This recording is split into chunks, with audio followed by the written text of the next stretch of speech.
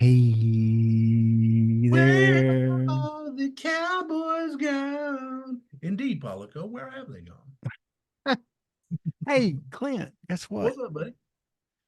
What if I told you that we had a special guest on today?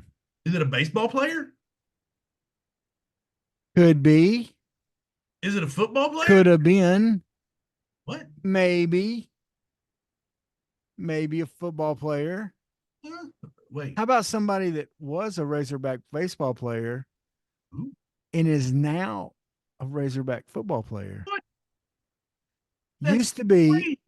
a pitcher for the Razorback baseball team and Dave Van Horn, but is now entering a wide open quarterback room for the Oh Arkansas man, Razorback football team and coach that's Sam crazy. Pittman and Bobby Petrino. How is that even possible? Well, it's possible because Austin Ledbetter has a pretty daggum good resume for football. He does have a pretty good You three know, I state mean, championship. you know, you're in high school, what, 3 years? Is that right? You know, you're in high school 3 years, 3 years. and that you play football for 3 years.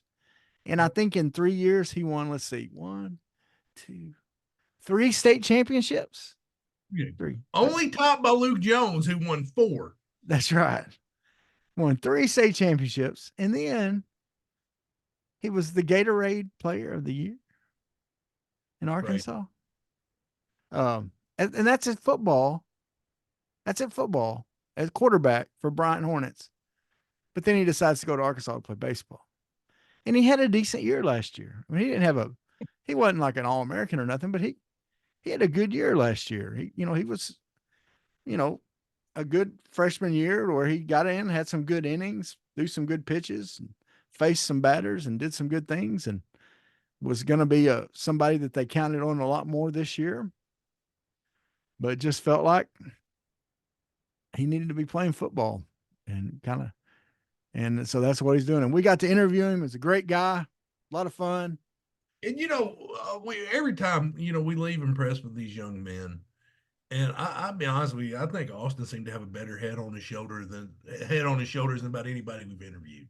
He does, man. And yeah, amazing young man. I think you're going to enjoy the interview probably as much Yeah, as we enjoy doing it. So he's gonna be easy. He's gonna be easy to root for. I guarantee you. You're gonna talk to him or you hear this conversation and you're gonna say, man, I want that guy to do well. I want to think know it's how Dave Van pretty Horn obvious. reacted whenever he told him? Yeah, Find out. that's right. He'll tell us. He tells it. He didn't back That's away right. from me. So, That's right. He'll even go out in the woods when he knows there's a mountain lion there. I won't, but he I will. won't either. He will. He's tougher than us. Well, folks, enjoy the podcast. Like, share, subscribe. Listen, folks, we need you. Okay. We need you.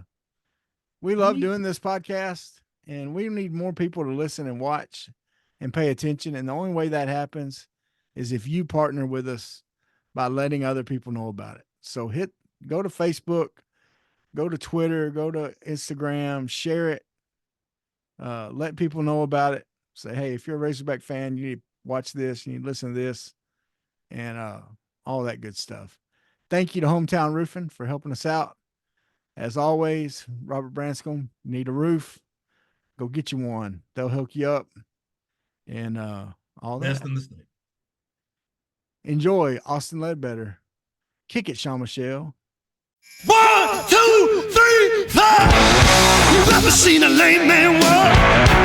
Ever heard a dumb man talk?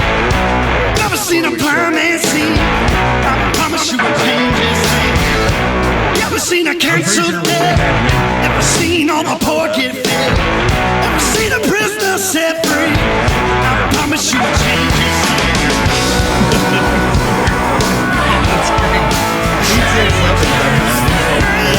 Changes things, my Lord, changes things.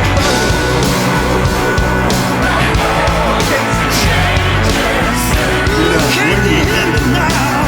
Church, can you hear me now? Ever seen a broken heart made whole? Ever seen an orphan find a home? Ever seen the weak find the strength? I promise you a change is thing. Ever seen the sick get healed. Ever seen a mystery revealed. Ever seen a death man rise. I promise you it changes.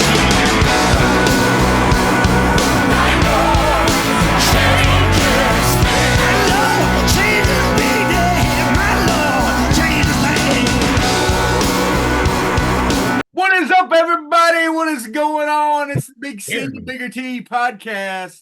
I'm your boy, Bigger T, joined as usual by my man, Big C. He's not even talking. Oh, well, you don't matter today. I know. Because we have a special guest. We have, now listen, Clint, this young man, not only is he representing the St. Louis Cardinals, which I know. Yeah, that delights me. That's my wife's Boston Red Sox thing behind me. Yeah. That's her feminist propaganda too. I'm just too lazy to take it down. Yeah. But Austin Ledbetter, okay, from grew up in Bryant, Arkansas, and has a resume from high school that most people dream about.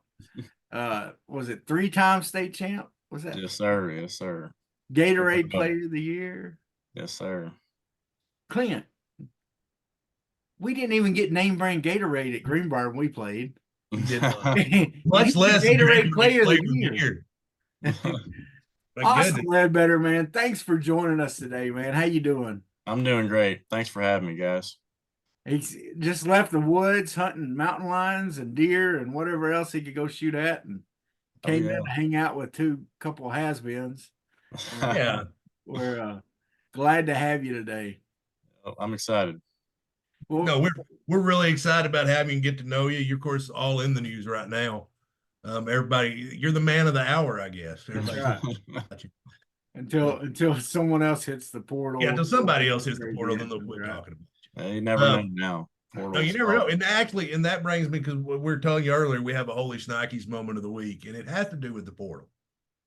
As do the portal. Everybody's sick of talking about the portal, of course, but that's why I bring it up again.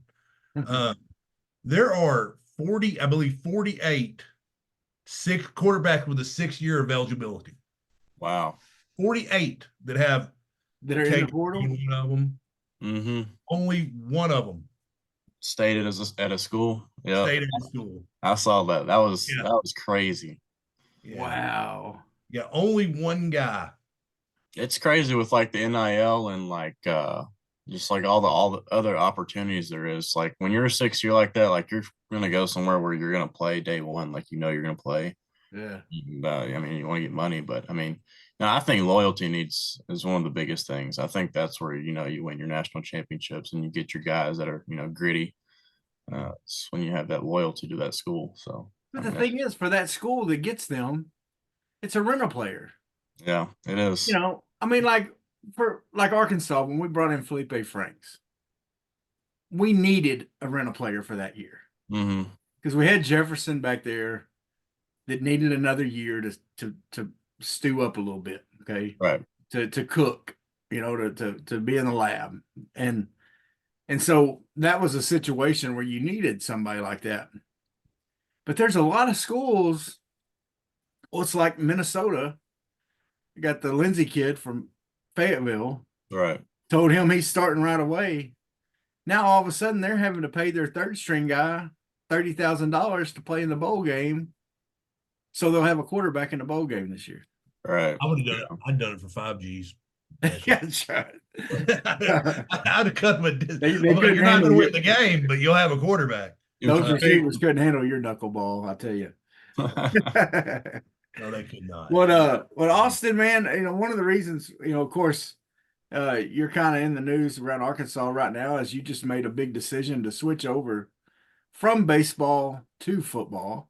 Right. And one of the things that's interesting about that is you had a pretty good freshman year on the baseball team. Mm-hmm. So it's not like you're, okay, baseball didn't work out. I mean, it's obvious, okay? You look at your stats, you look at what you did.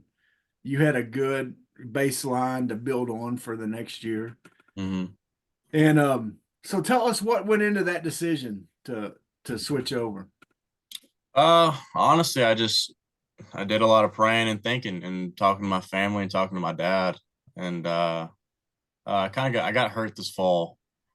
and put me out for about a month and a half. I had a little wrist injury. It wasn't anything, bad. It was a little sprained wrist, but it swelled up on me, and I couldn't throw for a while because it was on my throwing hand. But it's honestly been on my mind since I signed out of high school, and with the amount of years of eligibility I have left, I feel like that's enough time to make an impact in football, and I didn't want to look back, in the future and regret not ever playing, because what I did in high school, I just didn't want to go through life, regretting or wondering what if I didn't. Like, what if I didn't go try to play for the Hogs? What if I didn't go try to pursue this and do something, bigger and better? So that went a lot of that went into the conversation. My love for the game for sure is really the reason why I did it. I'm not saying I love football more than baseball, but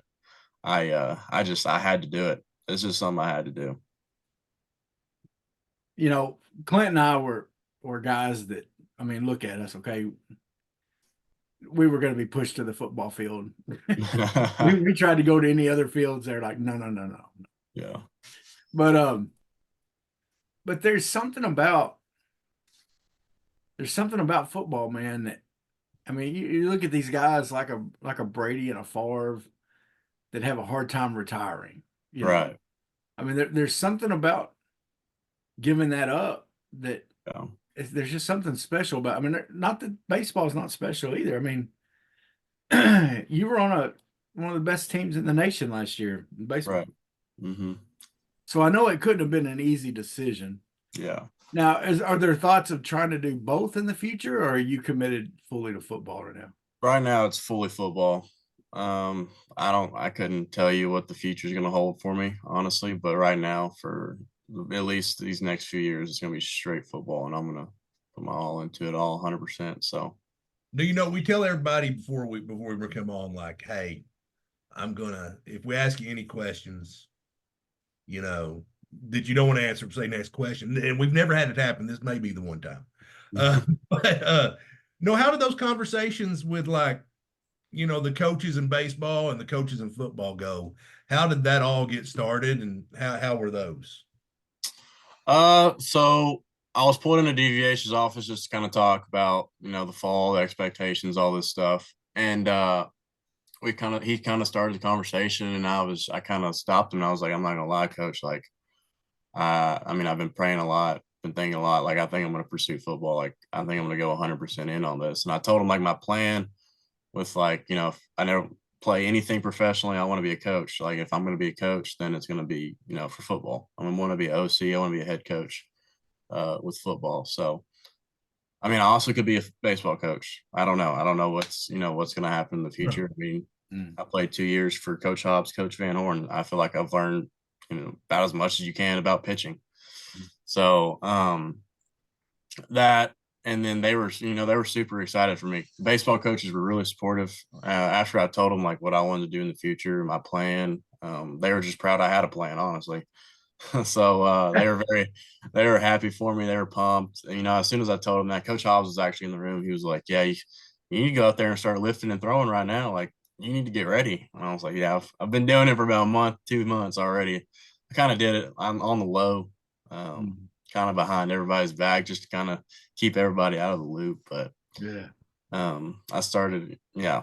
So they were pumped for me. And then my teammate, like my close teammates, like, I mean, Hagen Smith, Peyton Stovall, Kendall Diggs, that class, they all knew like what I wanted to do kind of when I started. So they were pumped for me. They like joking with me. I know if my freshman and last year, they would joke with me about football in high school. Just like give me crap, just close the yearbook, blah, blah, blah. And now that I'm actually going back and doing it, I'm like, oh, I'm opening it back up. So yeah, we're doing it. Well, it's funny you said that the coaches were excited that you had a plan, because one of the things when we interview players on here, I always ask them, what are you majoring in, and besides whatever sport you're playing, what's the future goals? Okay. And of course, Clint gives me a hard time because he's like, man, they're not thinking about anything but baseball or football or basketball or whatever we ask them about. And I'm like, Yeah, but I asked that because they need to be, Right. because everybody needs to be. And not that, look, I mean, you can only play, football or baseball until you're 40 or so, Right. if you have an awesome career. Right. And then you got to do something after that, Mhm. And so that's neat. That's neat that, I think that's what those coaches, because like you said, they're probably used to talking to guys that don't have a plan. They ask them, Right. what do you want to do? I don't know. Well, I'd like to, I want to be an entrepreneur like Mark Cuban. Yeah. Well, I want a business, but I so don't know do what the I. business is. I want to be a billionaire. Well, what's it going to take to get you there, buddy? Well, how did to continue on Clint's question there, tell us about those conversations with the coaches, with the football coaches, with Pittman and then it's Well, I'm sure you just didn't post it on Twitter and Sam Pittman found out that way. Yeah. Or did he? If he did, that's No, kind he did. He actually called me December 2nd, and I waited 3 weeks to make it like super like official. So I contacted my high school coaches, Coach Sanders and then Coach Buck James when he's at Conway now, but contacted him because he has a lot of contacts with the football team, knows a lot of people. So I contacted them, and they started making phone calls for me. And I think it was maybe a week before Thanksgiving, 2 weeks before Thanksgiving, I went down back to Bryant, and I was there, and Coach Woodson, the defensive back coach, was there. And Coach Sanders started kind of talking me up, giving me praise, showing my stats, all this. Tell him I wanted to play football, and I was, all in. And talked to him, and he was super interested. Got his phone number. We texted back and forth, and then about 3 weeks later, probably about a week and a half after season ended, they came back down to Bryant, Coach Pittman and Coach Petrino. When he got hired, he talked to my coaches also, and they told him that I was super interested, like wanted to play 100% all in, and they told me like I'm 100% pursuing this career in football. So I would say probably 5 minutes after they left the facility, they called me and made it official. That's awesome. That's That's awesome. great, man. So what was meeting Coach Petrino like? Did he come across as intense? No, not really. I was, it was pretty laid back. It was actually FaceTime. It was probably 11:30 in the morning, 12. I had just got out of class, and I just see like a random phone call or random phone number and said wireless caller or something like that. And I answered. I was like, "Hello." He was like, "Austin, this is Sam Pittman." I was like, "Oh, hello." And then he started FaceTiming me, and I was like, "Oh, I gotta because I was laying in bed at the second because I just got out of class, and I had to put some like hat on and everything." And he offered me right there, and then Coach Petrino was in the back, and he gave the phone to him and started talking a little ball and a little bit about me and all that. So it's exciting. Awesome. Now, did you play any with Connor Noland, or did he graduate a year before you? I'm having an old man brain fart. No, we played my freshman year together. Me and Connor Freshman. actually got pretty close. So who throws a better ball, you or Connor? Don't lie to me. You can lie because you're the one on the podcast, not him. If it's him. I mean, if he sees it, I'd say it's about the same. I always joke with him because he won an award that I didn't win, and I won the Gatorade Player of the Year, and he didn't. So I kind of give him some crap about that. So yeah. Now me and Connor are close, and I mean we've joked about it before, about football and all that. So yeah. I love Connor. So what would you say? Just kind of give us a scouting report on yourself here a little bit. What would you say are your strengths? What are some things that you're going to have to, you're going to have to work on as you go into this quarterback room for the Razorbacks? I'd say the best thing I can say about myself is my IQ and my feel for the game. I have a really good, I would say I always have a really good bond with my receivers. I always know where they're going to be, when they're going to be there. I'm doing it right now with one of my old teammates, like just working on timing and stuff, like footwork. Like when my back foot hits, like I know exactly where he's going to be. Mhm. And he's actually going to FAU. He's just got, or he was at a JUCO for 2 years. Now he's going to FAU. But I'd say my IQ, I say I really have a strong arm. I can, throw it 40 yards on the line. And that's actually something I couldn't do in high school. Like my arm now is 1,000 times stronger than what it used to be. I feel like I'm in the best shape of my life right now, just physically. So I'm a little heavier than I used to be, a little faster, a little stronger, a lot stronger. But yeah, I say IQ in my arm right now. And also like the ability to get to know my teammates, kind of off the field. Because I feel like that's, bigger than just playing football. Because if you get to know those guys, trust those guys are going to want to, run through a brick wall for you on the field. So that's one of my biggest things. Do you feel like baseball helps you out with that part of it? Because it seemed like y'all were a close knit team last year. Oh, 100%. I mean, you got guys coming in, from everywhere. I mean, we had 2 guys on the team this year from Hawaii. So, and I actually became close with them. So, we have guys from everywhere, transfer 6 years, all that. And to bring guys like that together and, get them close, it's a big deal in team sports. So, I mean, having a close team like that can bring you a long ways. Having that fight, having that grit as a team, it's huge, especially in football. Yeah. So now let's talk about you. You grew up in Bryant, right? Yep. And you played. Did you play any with the senior high your 9th grade, or did you just come in 10th grade? Yeah, I played freshman ball for the junior high. Yeah. It was just 9th grade though, so it's 7th is a different team, 8th grade is a different team, 9th grade is a different team. But after our season, they bumped me up for high school for like just to experience it for like 3 or 4 games. Just to go to playoff games and stuff. Yeah, just to kind of see how it was. Now you were under Buck the whole time. Yeah. Right. And so you're 212 to the core, right? 212, baby. That's right. Yep. Now y'all won. Was it 3 state championships, 3 in a row? 3 with you at quarterback, right? Mm-hmm. And who did you beat in those 3 championships? North Little Rock, all 3 years. It was, wasn't it? All 3 years. Yep. Are you even welcome in that town? No, I'm really no. That was a pretty heated rivalry too. Photos of you up in like every restaurant in North Little Rock, like, do not serve this man. Yeah. That was a pretty good rivalry during that time, wasn't it? It was. It was. I remember after my sophomore year, there was like a huge brawl after the game. It was intense because, like, I mean, some guys used to go to Bryant that went to North Little Rock. Some guys from North Little Rock went to Bryant. So it's like we all knew each other, but like there was a little love-hate relationship there. That's what I was thinking. There was some crossover that some players had gone back and forth because in Central Arkansas, those were the 2 premier schools, and so players. Now, me and Travis, we grew up in Greenbrier, went to Greenbrier High School, and our big rival was Bologna. Y'all have a unique thing. Y'all play the first game every year. Mm-hmm. Everybody knows who it is. It's the Salt Bowl. Right. Yeah. Played at War Memorial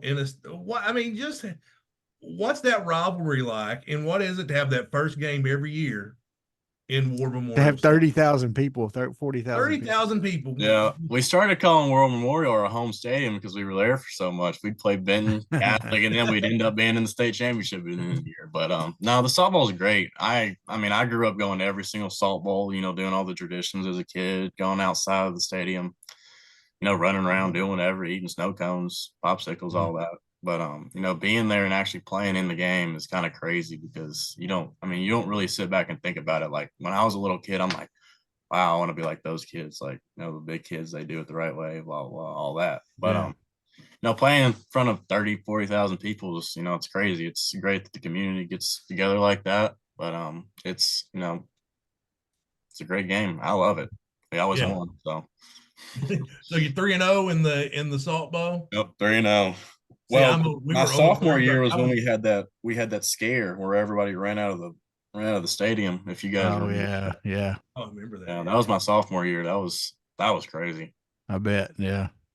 But see, we were 0-3 versus Bologna. So what was bad was my best friends from college. He was our starting right guard, Jumbo Cawthon. We've had him on the podcast. He reminds me of it all the time. I got you. Yeah. What was bad was we'd lose to them in the regular season, but then Like we made the playoffs and they'd be like one of the bottom teams in the conference, but they still beat us every time we played them. So That happens. Yeah. even back to seventh grade. But anyway, um, now you played for you've mentioned his name already, Buck James. We've had him on the podcast here. Just talk about what he's the guy's turned into be a legendary coach in Arkansas. Yeah, he is. And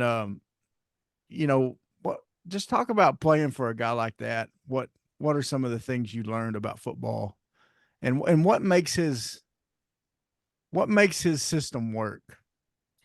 Well, Coach James will make you tough. He'll try to break you, and that's how he gets guys good. You got to get to that point where it's like, oh, I don't know if I can get, I can go any farther, but in reality, you can. So, he pushed us. It was every Monday we had flex run. He'd kill us. I remember one time, the kid wasn't, putting in all his effort, and it was like if it took one person. You know how high school kids are, like, they're undisciplined. It took one kid to, make us do 100 to 200 up downs when it's 100 degrees outside and the turf was burning your hands. I remember coming back one time, my hands were black. They were burning, they were peeling. Like I couldn't even throw the ball that day. But that's how he operates. Like he's gonna make you tough, and he's gonna make you want to run through a brick wall for your teammates. So he's a great coach, and I love him.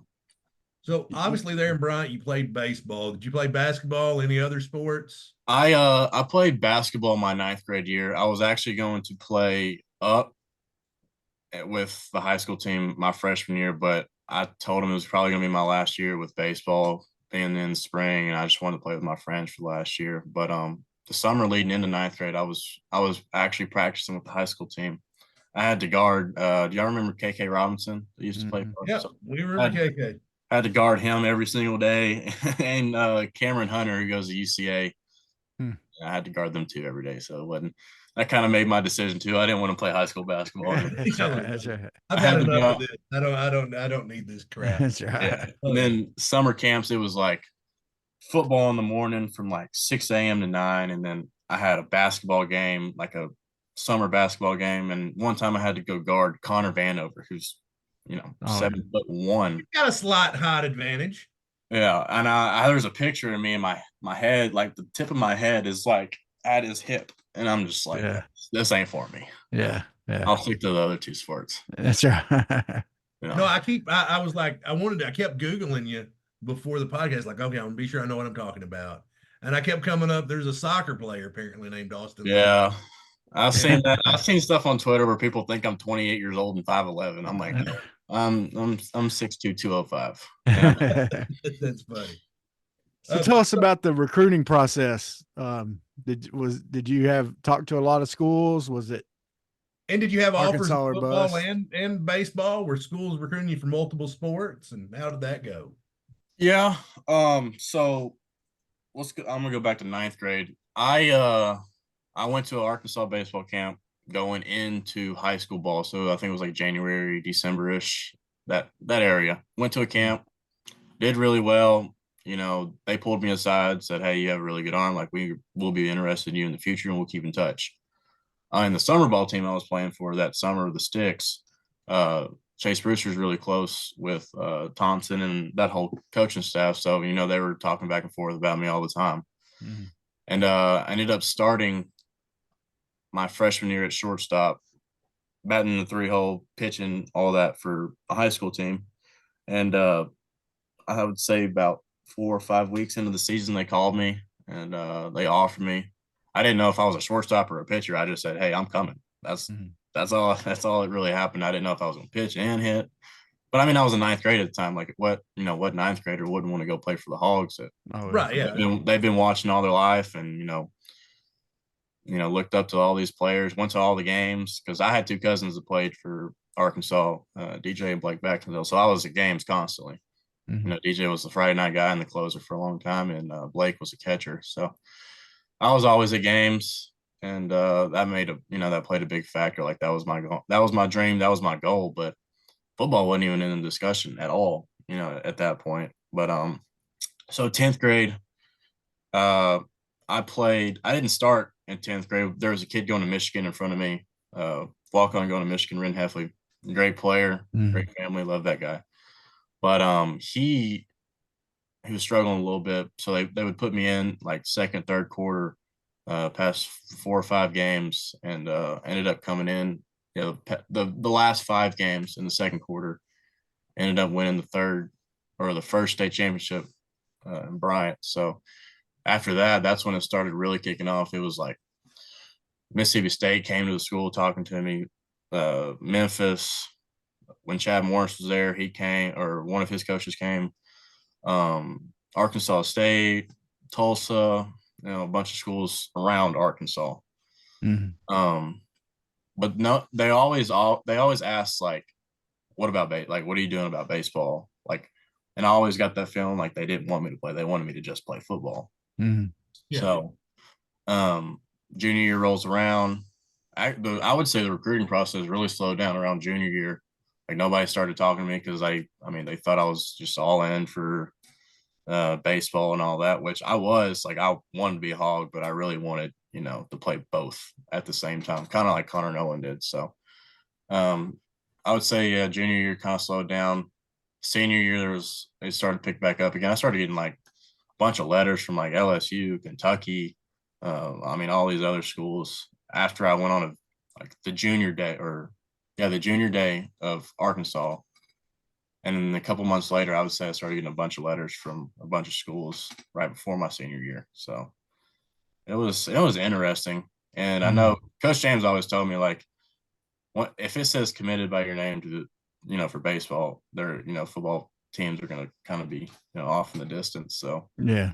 And I always understood that, but I told myself, when I was, ninth, 10th grade, when I commit somewhere, like, I'm not going to sit here and decommit like everybody and bounce around the schools committed. Like, I'm committed to a school, and that's where I'm going. Stick with them. Yeah. Yep.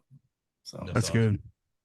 And you can understand why those coaches don't want to, because that's resources, that's money, that's right. time. No, and if a kid's just going to go play baseball somewhere, then, I mean, it would make sense for Chad Morris, I guess, to keep on you, and maybe try to get you to do both or something. But right. he'd have to be on campus every now and then so he could talk to Dave Van Horn about it. Right. Yeah. As much money's on the line for these coaches, you got to think it's not going to be committed, and they're thinking your focus is going to be on baseball. Right. Yeah. And being a quarterback. Yeah, being a quarterback and a pitcher is really dangerous, honestly, just because, I mean, if you blow out your arm in baseball, like you have Tommy John, that's a whole year of football. You just can't do anything. Now, what came down to pitcher or shortstop? What kind of? Well, you played a lot of third too, didn't you? Yeah, I did. That was my primary position in the summer, and that's kind of what I was looked at. I thought, but it kind of happened. So I got up in the summer early. Yeah, I came up with Hagen Smith and 2 other guys. We lived in the dorms, and we got up to campus early, and we started working, lifting, all that. And I started hitting with one of the other shortstops. And I mean, they gave me a bat, they gave me batting gloves, all this stuff. So I was hitting in the summer, thinking I was going to two-way. First day of school, they started making like the group chats, pitchers and hitters. I got put in the pitchers group chat. I ain't get put in the hitters group chat, and I was just like, oh, I guess I should put 2 and 2 together. So that's one way to find out, I guess, huh? Yeah. What did you bat? What did you bat in high school? I always batted around 350 plus, probably somewhere in there.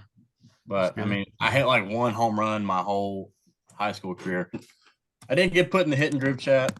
I actually never asked Coach Van Horn about that. I wish I did, just to kind of get like confirmation if they ever thought I was good enough to be a shortstop. But so when we do PFPs as a team, like pitchers, we actually do like actual ground balls. We turn double plays. We do all that like normal infielders. And they're like, oh, Ledbetter can't give up his 6th spot.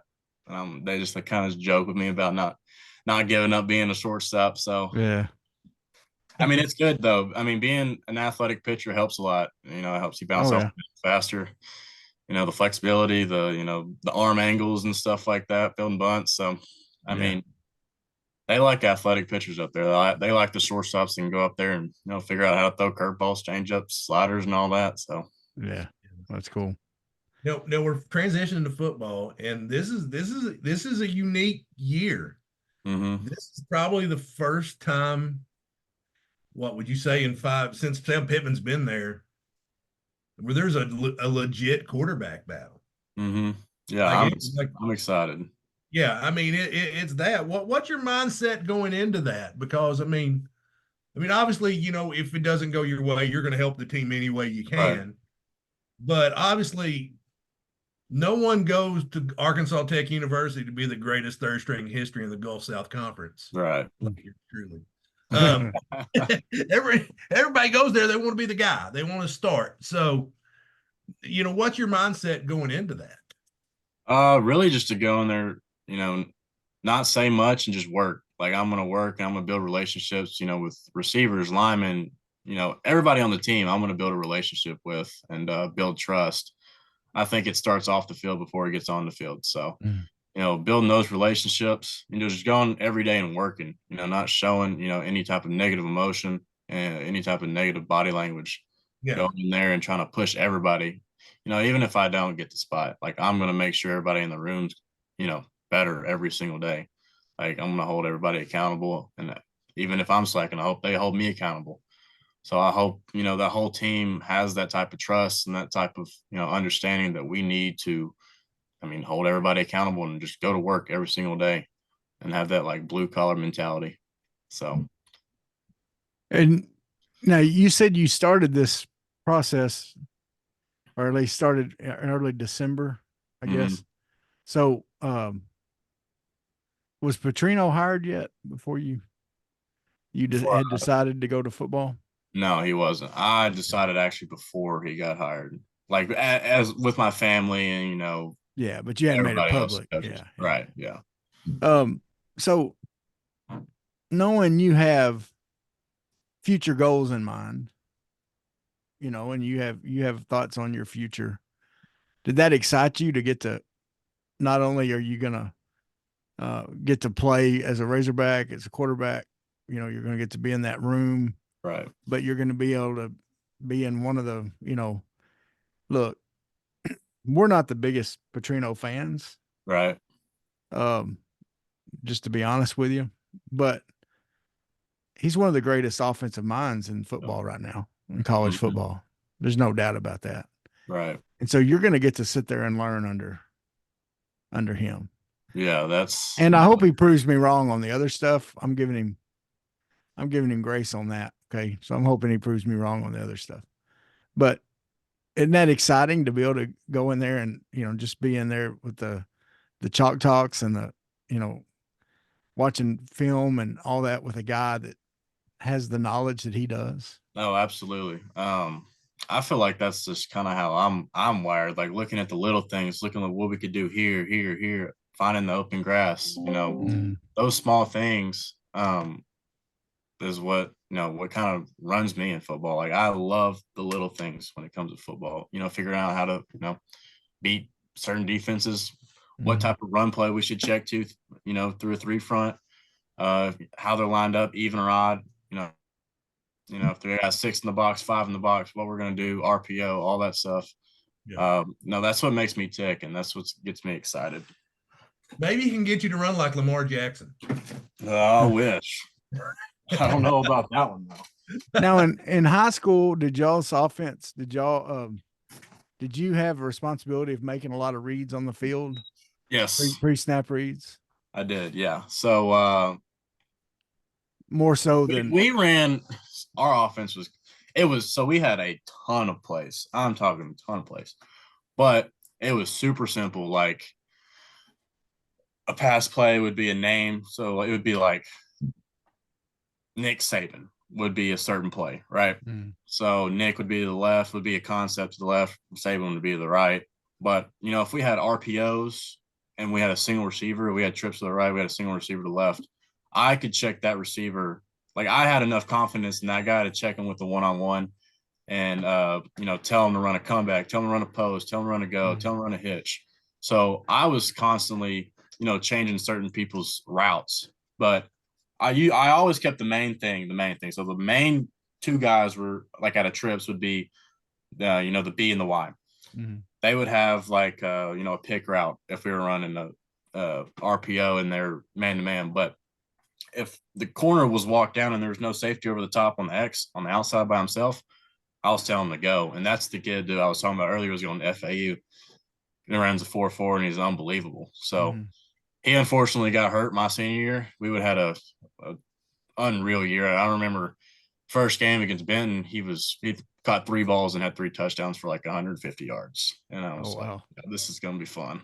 Yeah. I mean, that was so senior year was kind of when COVID was like kind of big or whatever. Yeah. And I mean, me and him were out in, grass fields up to our knees throwing routes. So I feel like that's what's going to make, an offense tick is, taking those guys when we're not learning about plays, not, doing the stuff that the coaches need us to do and working on timing, working on, trusting that guy. What side of the field does he see the ball from? Because when you're a receiver, your eyes see the ball different on each side. So, yeah. Just finding little things like that to be better. And, knowing your guys and knowing what they're capable of. Well, and me and Travis can kind of help you out a little bit too, because I don't know if you know this, but we had both Patrick Kudus and Chambly on the podcast. So, when you're talking to your offensive line, just bring up like, hey, I got the big C, bigger T rub. Oh, yeah. It didn't work well for them this year. It can't hurt. Yeah. It didn't work well for them this year. Felt bad. Those are good guys, man. Yeah, they're great guys. They took a beating in the media, but I'm convinced. Way to go. We finally offended him. That's right. We offended him. Oh, my goodness. Yeah, sure. Well, I think it's going well. I think it's going well. He'll jump back on here. I might have to edit it later tonight or tomorrow. Yeah. Well, this is kind of one of them. You could almost even release it this weekend and make it for both weeks, and we could take next week off. Yeah.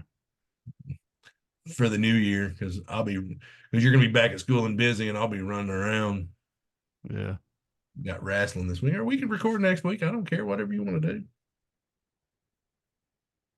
See if he jumps back on here. Yeah. None. I'm only going to give him 150. He only did 3/4 of a podcast.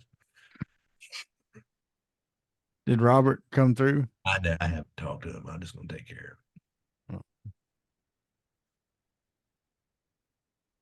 I was like, hey, I didn't want to be like, hey, Robert, by the way, I'm not coming to work for you and going to have money.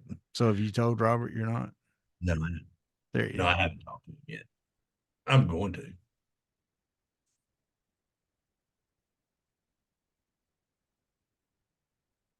Austin, I'm really sorry Travis offended you. I've been telling him to work on the way his attitude, and he just your computer finally die. Yeah, so I plugged it into the wrong thing. Well, I have this charging box. I didn't turn it on, and that was my bad. I thought it's all good. It's still working on that technology stuff. Huh? Yeah, it's kind of slow. It's slow down here in Bryant. That's right. We're not the greatest at technology. Yeah. Well, tell us about growing up in Bryant. What were some of your hobbies and stuff growing up? We've already talked about hunting a little bit. I'm sure that was something. What else did you do growing up in Bryant?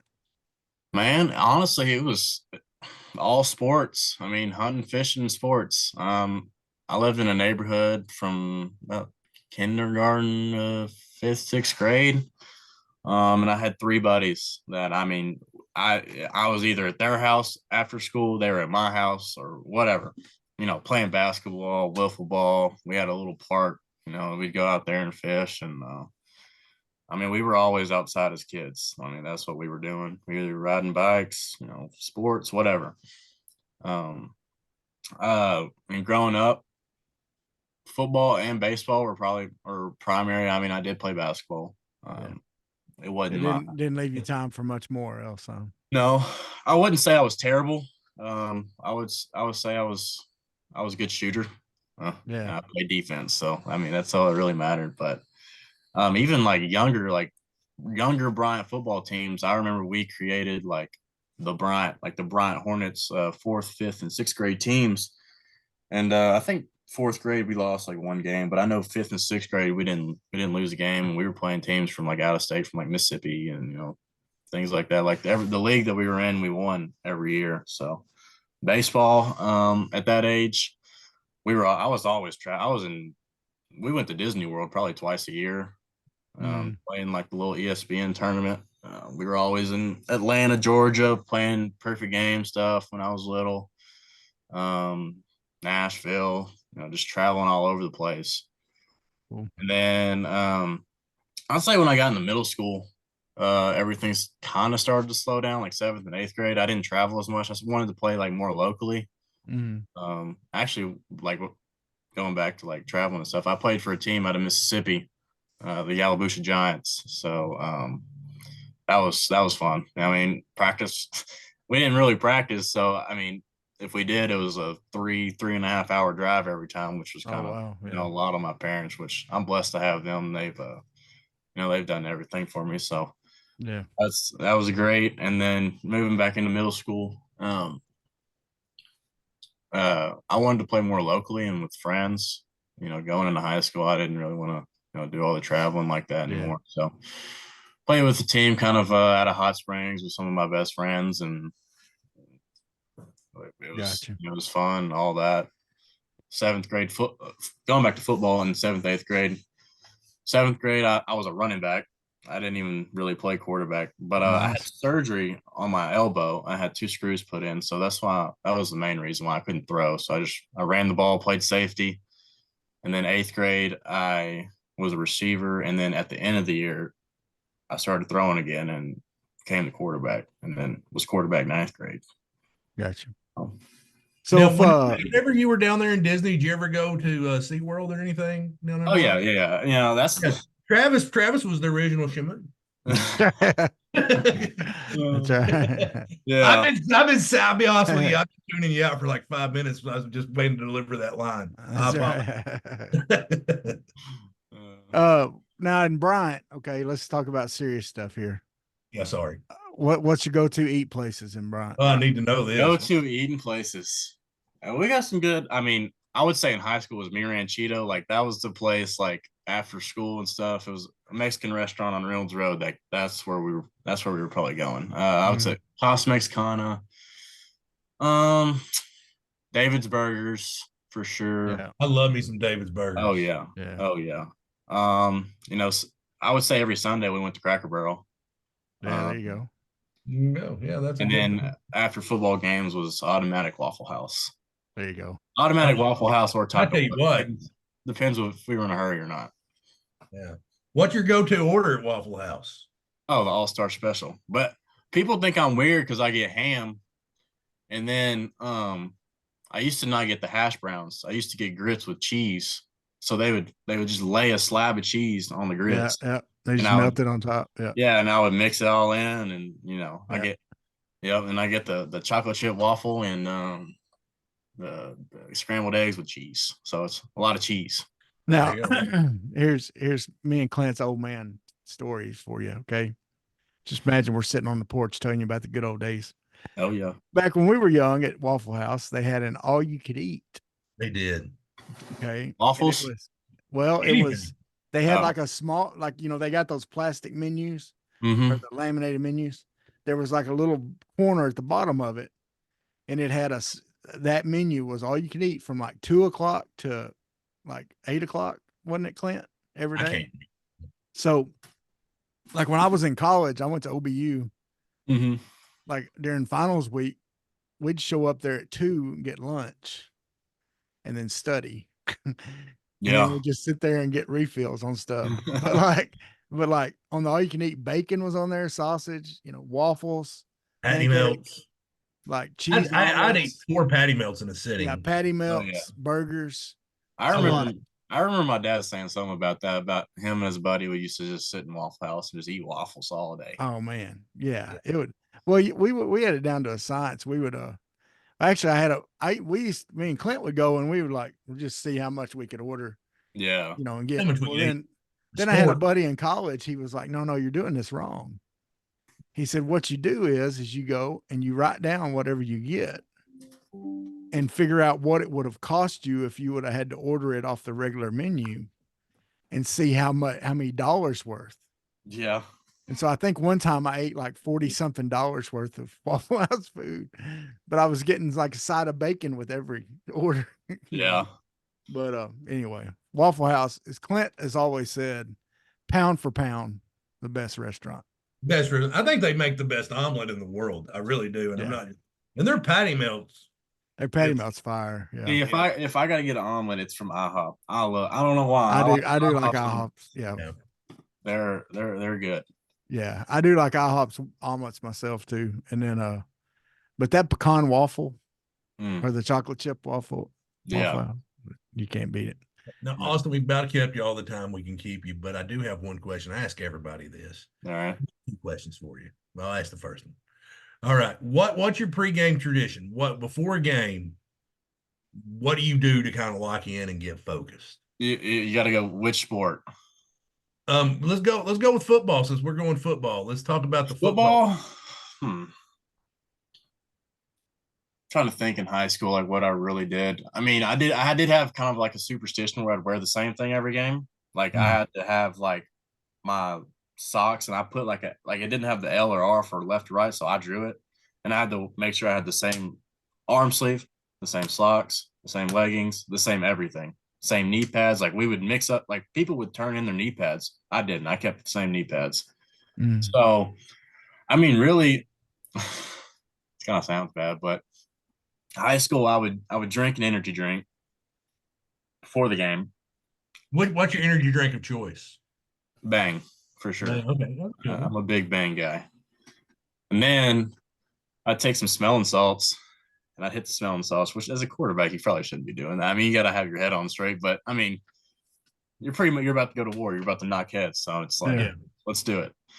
I'd do that. And then I'd actually come back in at halftime and have another half of an energy drink.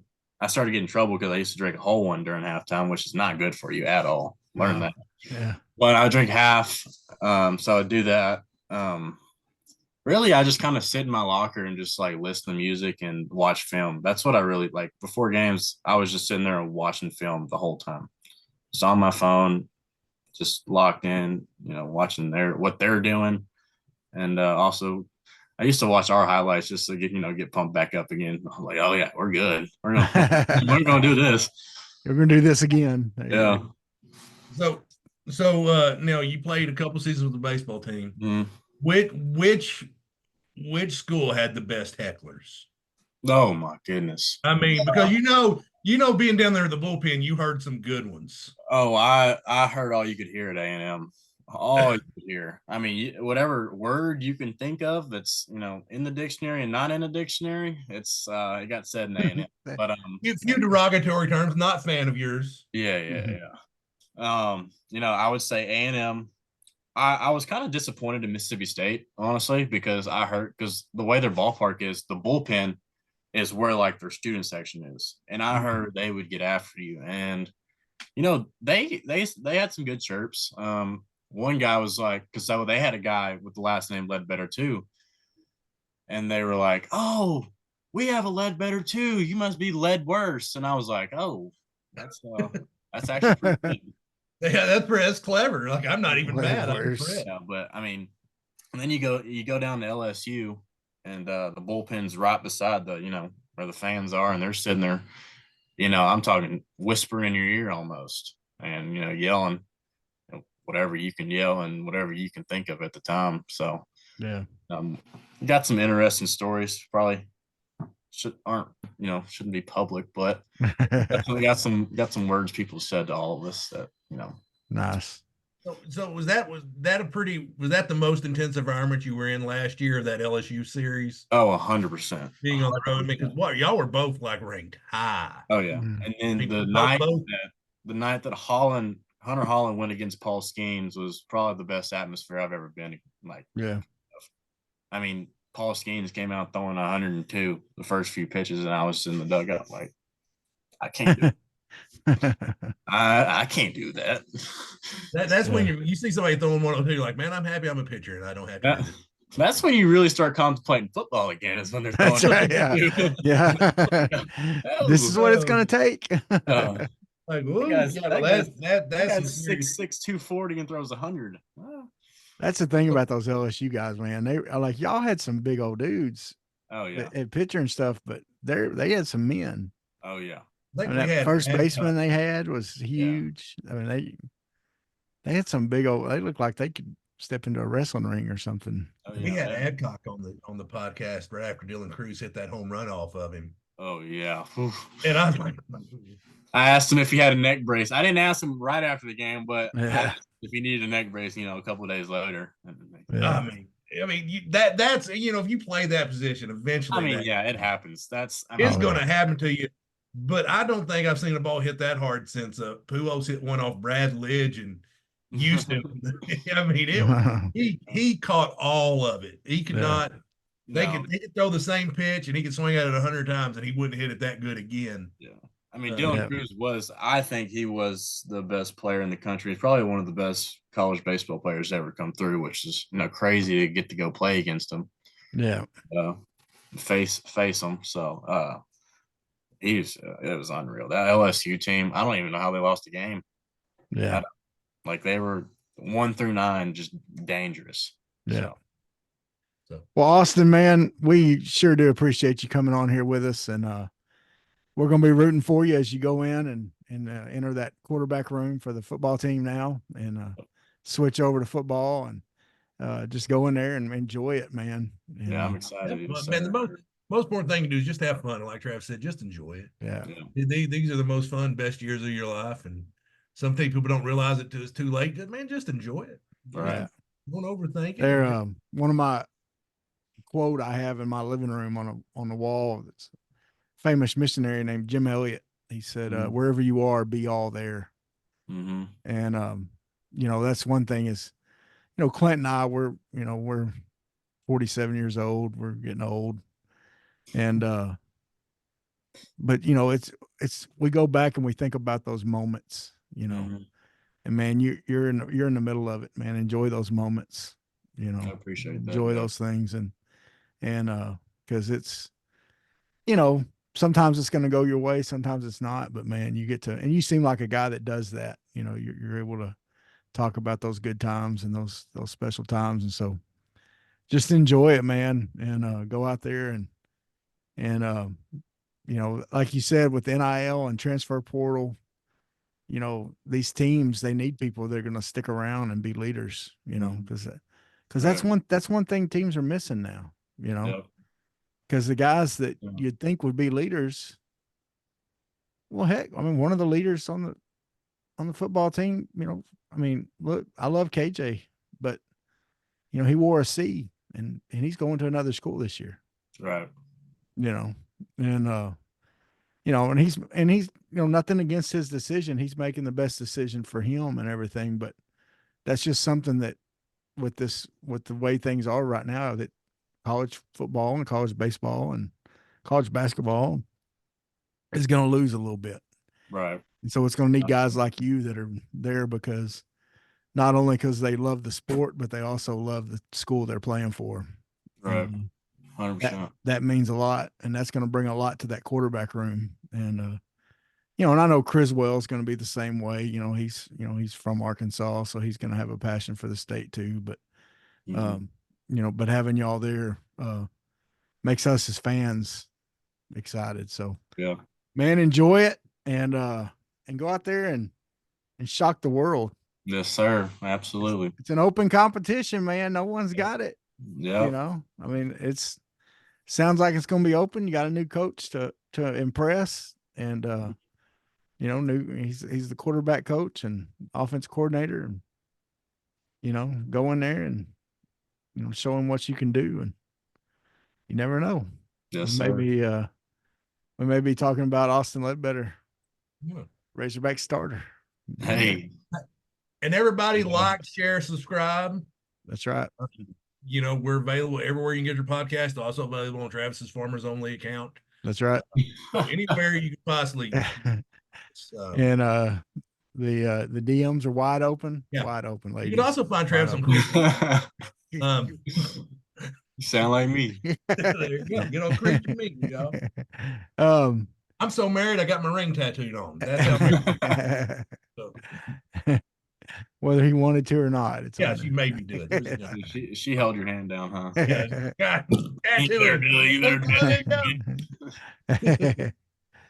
But yeah, Austin, go ahead and stay on here whenever we sign off here. Don't jump off. We'll say bye after this. But folks, like, share, comment. Let us know what you think about Austin. Talk about his chances. Comment on this. Don't forget, we're on Apple Podcasts. We're on Spotify. We're on anywhere else, Amazon, Samsung, anywhere else you find. Tune in radio, podcasts. whatever that is. I don't even know. Hey, the new year's coming up, folks. Have a blessed new year. And hey, if you need a roof, call Hometown Roofing. Hometown Roofing. They'll hook you up with shingles and tacks and other stuff that make a roof. I used to do roofing, actually. Did you? Well, you say that? No. You don't want to work for Robert Branscombe. He's a slave driver. He's just joking. No, I'm joking. He's one of our best friends in the world. That's right. So go support them. Well, folks, thank y'all so much. God bless. Bye, We out.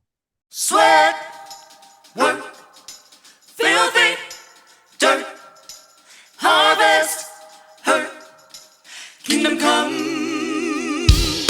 Sweat, work, filthy, dirt, harvest, hurt, kingdom come. Listen, that's why I sweat when I work. My hands get filthy down in this dirt. Won't see no harvest till I hurt. Crying your kingdom come. Listen, I wake up in the morning, I bow my head to pray. Mama told me if I don't, ain't nothing gonna change. These prayers breaking up hard drive so I can sow the seed. Ain't afraid of no aches and pain. Lord knows I gotta follow his lead. That's why I sweat when I work. My hands get filthy down in this dirt. Won't see no harvest till I hurt. Crying your kingdom come. Oh, I sweat when I work. My hands get filthy down in this dirt. Won't see no harvest till I hurt. Crying your kingdom come. Sun beating down so hard, I can barely breathe. Hard to sing a joyful song, the words got me on my knees. Then the gentle breeze blows by, pick me up right on time. Listen,